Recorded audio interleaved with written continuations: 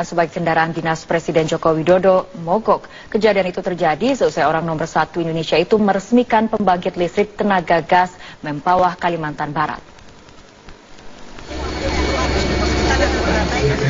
Ada kejadian unik ketika Presiden Joko Widodo melakukan kunjungan kerja ke Kalimantan Barat.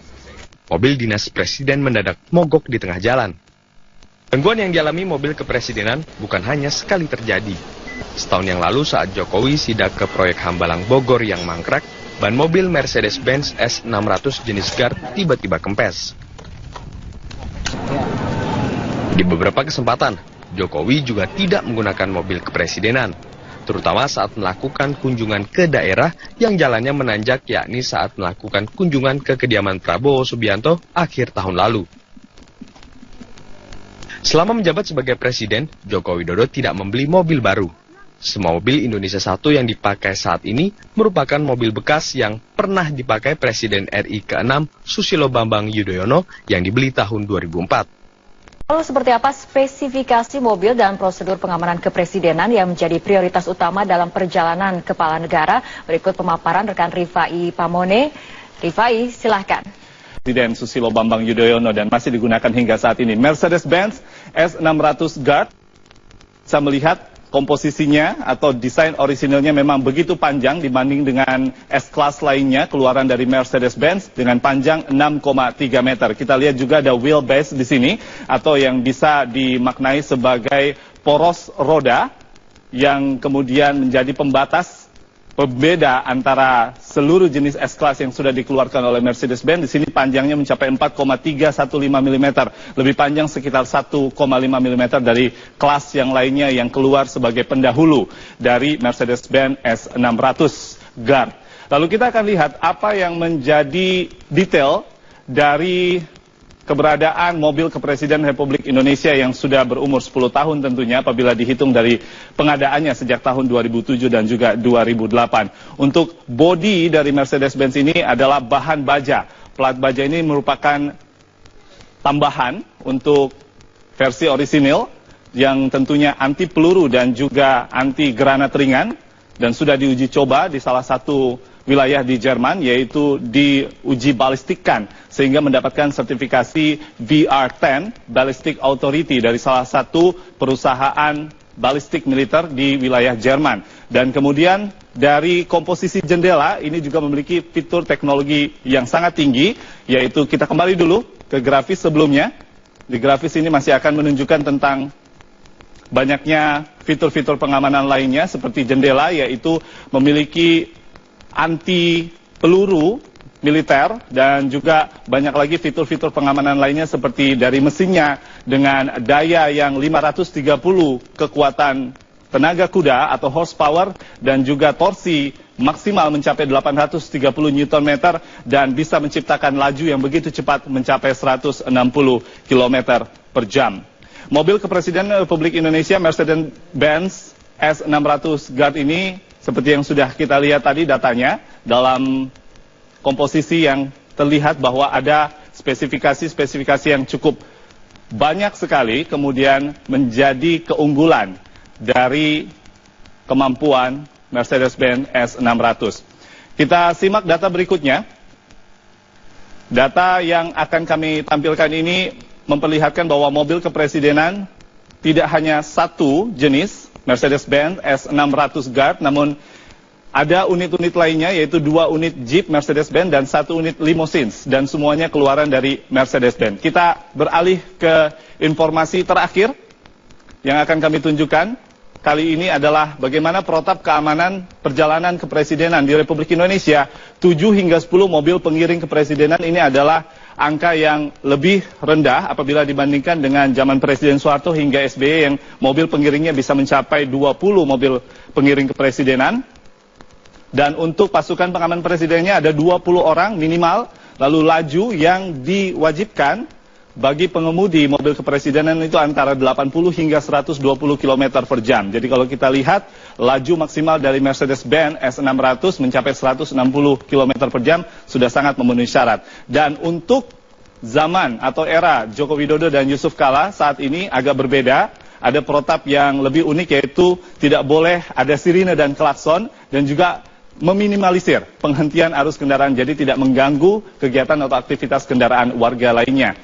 Kita lihat ada informasi terakhir yang akan kami tunjukkan. Satu lagi, ini menunjukkan bahwa fakta ada permasalahan teknis di mobil kepresidenan. Kami akan tunjukkan fakta tidak hanya dari Indonesia, di mana 18 Maret 2017 kejadiannya mogok di wilayah Mempawah, Kalimantan Barat. Lalu 9 September juga di tahun 2016, tepatnya 1 tahun yang lalu, Mercedes-Benz S600 yang merupakan pengadaan di tahun 2007 ini juga pernah mogok di wilayah Kabupaten Magetan, Jawa Timur. Saat itu juga kunjungan kerja Presiden Joko Widodo. Dan satu lagi contoh mobil kepresidenan di dunia yang kemudian mogok adalah Cadillac One, The Beast, yang ditumpangi oleh Presiden Amerika Serikat pada saat itu di era Presiden Barack Obama, mogok di wilayah Israel saat kunjungan kenegaraan. Demikian, Fitri. Ya, Rifai, ternyata ini bukan yang pertama kali terjadi mengenai kendaraan presiden yang mogok. Mungkin ini bisa menjadi bahan evaluasi karena bagaimanapun ini merupakan kendaraan bagi seorang kepala negara. Baik, terima kasih Rifai Pamone dengan pemaparannya. Menteri Perhubungan nomor 32 tahun 2016 tentang transportasi dibahas dalam video conference yang digelar di Mabes Polri. Video konferensi ini digelar bersama Polri, Kementerian Perhubungan, Kementerian Kominfo, Organda, dan perwakilan dari beberapa perusahaan transportasi online. Informasi selengkapnya akan disampaikan Yasmin Alvina, langsung dari Mabes Polri, Jakarta. Yasmin, apa hasil dari video konferensi terkait transportasi online yang digelar hari ini? Ya, ini hasil dari video conference yang digelar di Mabes Polri yang beranggotakan Kapolri, Menteri Perhubungan dan juga Menkominfo ini akhirnya mengatakan ataupun juga menyatakan bahwa per tanggal 1 April 2017 mendatang ini 11 revisi dari Permenhub nomor 32 tahun 2016 sudah resmi diberlakukan. Oleh karena itu akan diadakan sosialisasi lebih lanjut baik dari pihak transportasi online maupun juga transportasi konvensional. Memang tidak bisa dipungkiri, Ani, bahwa selama ini terjadi dinamika sosial antara taksi online dan juga konvensional di beberapa wilayah.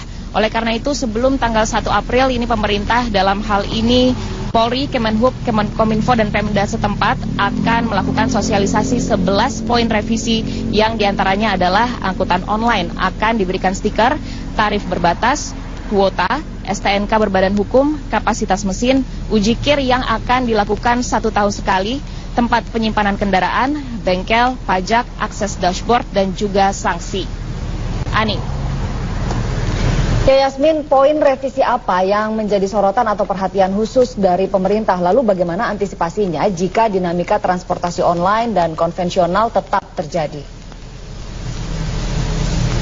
Ya, ada 3 poin penting yang memang menjadi sorotan baik dari pemerintah maupun juga dari segi transportasi online dan juga transportasi konvensional. Yaitu diantaranya adalah STNK berbasis badan hukum, tarif dan juga kuota. Di mana sebenarnya pemerintah dalam hal ini ingin memfasilitasi dua kubu, yaitu transportasi online dan juga transportasi konvensional, ingin menemukan titik tengah di Permenhub nomor 32 tahun 2012 ini untuk menemukan maksud kami di mana sebagai masyarakat tentu kita tidak bisa menolak adanya perkembangan teknologi yang semakin berkembang dan juga harus tetap memfasilitasi transportasi konvensional. Kedepannya akan diadakan dialog per wilayah yang akan dihadiri oleh Pemda setempat, Kemenhub dan juga dari perwakilan Kemenkominfo. Dan nantinya akan dicari solusi-solusi lebih lanjut bagaimana akhirnya Permenhub nomor 32 tahun 2016 ini bisa diterapkan secara serentak pada tanggal 1 April 2017 mendatang. Dan berikut adalah petikan wawancara kami dengan Budi Karya Sumadi selaku Menteri Perhubungan. Kalau tarif kuota itu matematis, lebih gampang kita lakukan. Yang penting adalah ada niat bersama untuk menaati peraturan. Nah, dengan adanya Permen 32, maka ada suatu landasan hukum bagi kita untuk menetapkan bahwasanya nanti ada suatu kaidah-kaidah yang kita sepakati kita lakukan. Katakan, kita tetapkan 1 kilometer itu katakanlah 1.000 gitu ya. Nah, ini menjadi suatu ketentuan. Dan nanti dengan ketentuan ini ada dasar hukum bagi Polda setempat untuk melakukan penegakan hukum gitu. Jadi saya pikir ini adalah suatu proses pendewasaan, meregulasi sehingga ada dasar hukum. Bahwasanya ada Untuk sementara demikian, Ani, kembali ke Anda. Baik Yasmin, terima kasih atas laporan Anda. Selamat kembali bertugas. Pemirsa, Yasmin. Online versus angkutan konvensional tak kunjung usai. Eskalasi gesekan antara dua kubu bahkan meningkat di tengah upaya pemerintah merevisi peraturan tentang taksi online yang juga ditentang perusahaan aplikasi taksi online. Lalu bagaimana DPR merespons benturan berkepanjangan ini? Langsung saja kita menanyakannya kepada Ketua Komisi 5 DPR, Fahri Jemi Francis. Pak Fahri, selamat siang. Selamat siang. Ya, Pak Fahri. Bagaimana DPR merespons benturan berkepanjangan antara pengelola taksi online dengan taksi konvensional?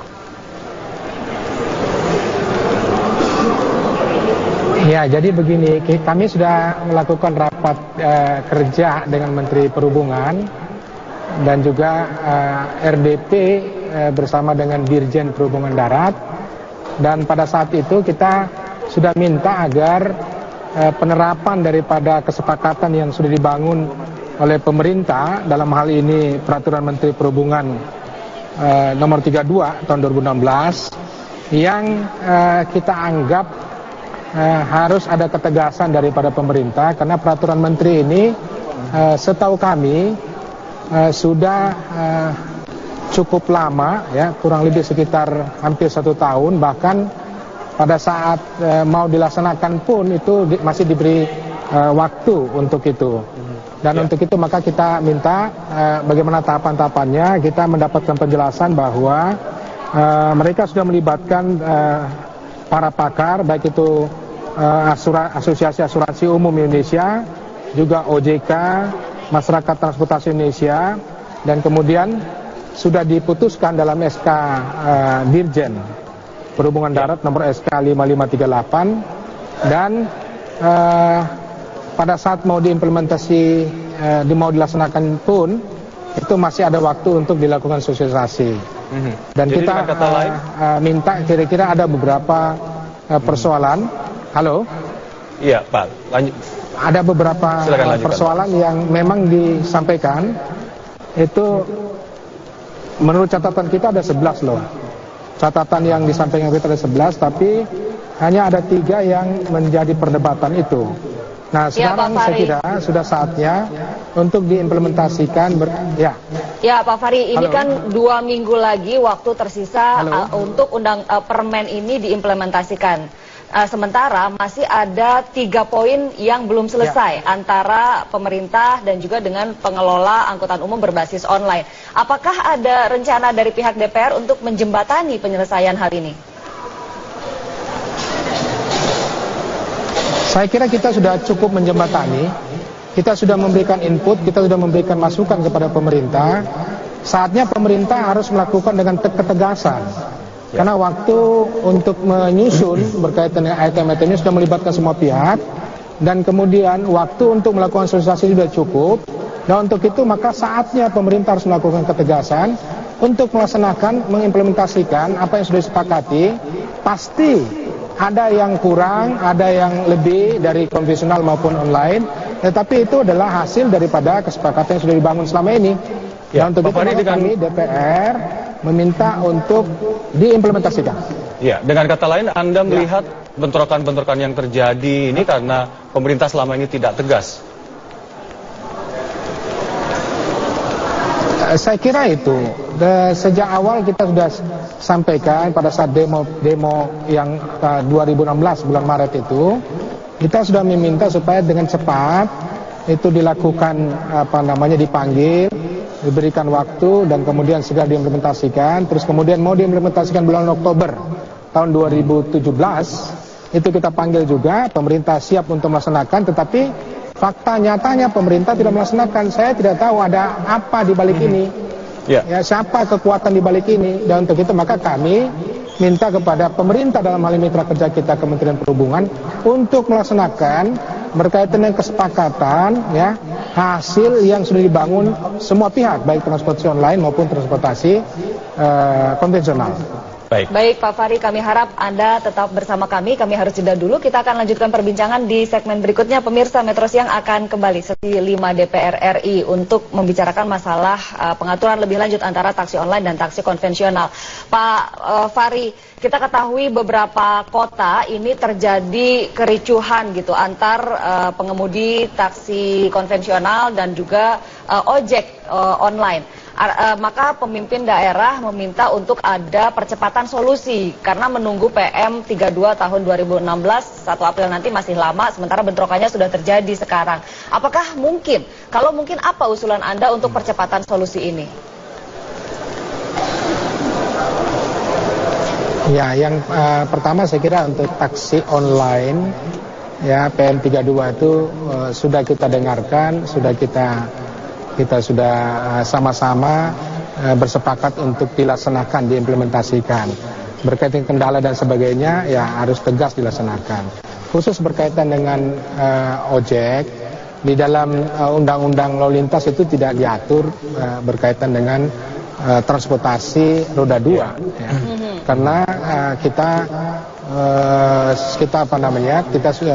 tahu persis bahwa kurang lebih sekitar 30% daripada kecelakaan lalu lintas yang menelan korban kurang lebih sekitar 30.000 ya per tahun itu disebabkan oleh transportasi ojek. Dan untuk itu maka undang-undang lalu lintas tidak mengatur tentang itu. Tetapi kita sudah meminta kepada Kementerian Perhubungan untuk melakukan koordinasi, ya, pengaturan terhadap ojek agar ojek bisa dibatasi, ya, khususnya di area-area tertentu dalam ruang ruang yang tidak terlalu jauh, ya, jaraknya lebih pendek di lingkungan-lingkungan tertentu saja, tetapi tidak masuk kepada lingkungan yang jauh. Nah, untuk itu maka kita juga menunggu, ya, berkaitan dengan kebijakan pemerintah. Ya, halo. Nanti adakah rencana untuk merevisi undang-undang lalu lintas angkutan jalan ini? Ya, saya kira untuk revisi itu memungkinkan saja. Kita akan menunggu dan kita sudah memberikan tugas kepada pemerintah melakukan kajian tentang itu. Ya, sementara ini kita kawal betul, ya, khususnya berkaitan dengan transportasi online, khususnya taksi roda 4 yang sudah diatur. Sementara berkaitan dengan transportasi ojek itu kan memang di dalam undang-undang lalu lintas itu tidak diatur. Nah, untuk itu maka kita minta supaya ada semacam pengaturan yang bisa dibuat secara tegas bekerjasama dengan pemerintah daerah, sehingga tentu ojek bisa diatur dalam ruang-ruang yang lebih sempit, ya, tidak seperti sekarang ini, bahkan itu membuat lebih menjamur. Dan kemudian kita juga melakukan evaluasi, cukup banyak kecelakaan terjadi di roda 2. Pak Fahri, kita ketahui revisi PM 32 tahun 2016 sepertinya memang hanya menyasar untuk transportasi online. Bagaimana dengan transportasi konvensional yang sebetulnya juga belum memuaskan para penumpang, seperti misalnya masih ugal-ugalan, mengangkut penumpang jauh melebihi kapasitas, berhenti di sembarang tempat. Apakah juga nantinya akan ada sanksi untuk perilaku seperti ini? Ya, saya kira itu juga salah satu ketegasan kita. Ya, tentu berkaitan dengan transportasi konvensional itu sudah diatur. Tinggal bagaimana kita minta kepada Kementerian Perhubungan, mitra kerja kita, untuk mengawasi secara ketat. Karena inti daripada transportasi kita itu adalah safety, ya, security, dan juga kenyamanan.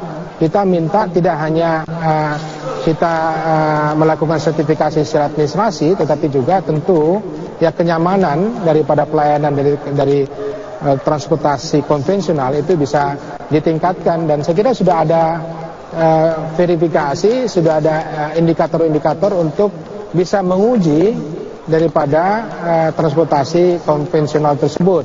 Nah, sekarang ini kita minta supaya ada keadilan, baik transportasi online maupun transportasi konvensional, sehingga benar-benar siapapun yang menyelenggarakan transportasi dalam rangka safety, kenyamanan, dan tentu pelayanan, itu baik konvensional maupun nantinya transportasi online, itu ada keadilan, ya, keseimbangan, dan kita minta untuk tidak hanya mengeluarkan aturan tapi harus dilaksanakan dan diawasi oleh pemerintah. Itu rapat kerja kita terakhir dengan Pak Menteri Perhubungan dan juga rapat dengar pendapat kita dengan Pak Dirjen Perhubungan Darat.